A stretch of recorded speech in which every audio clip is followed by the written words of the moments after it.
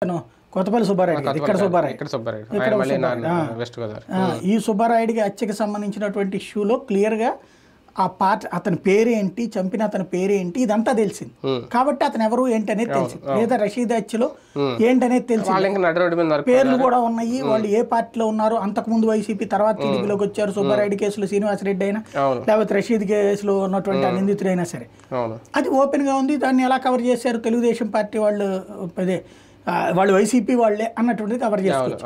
కానీ ఇక్కడ ఏం జరుగుతున్నది అసలు ఏంటో తెలియకుండా పోలీసులు ఏం తేల్చలేదు, ఇక్కడ ఏం తేల్చలేదు. ఈ లోపుగా దాంట్లో రాజకీయ కోణాన్ని ప్రొజెక్ట్ చేశారు. కానీ హత్య రాజకీయ కోణం చేసినా దేనికోసం చేసినా హత్య అందులో కళ్ళల్లో కారాలు కొట్టి వేట నరకడం అంటే ఫ్యాక్షన్ హత్య అన్న అవుతుంది, రాజకీయ హత్య అని అవుతుంది. ఖచ్చితంగా రెండిట్లేదో ఒకటి అవుతుంది. అది విచారణ చేసేదాకా ఆగి మాట్లాడుంటే బాగుండేది. లేదా ముందుగా అక్కడ ఎవరన్నా పర్సన్స్ ఉండుంటే అది ఊరంతా చెప్తుంది, లోకల్ ఎమ్మెల్యే అయినా చెప్పుండేవాడు.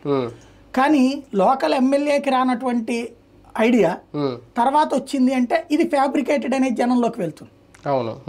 అది తప్పు చేస్తున్నారు. ఇక్కడ 3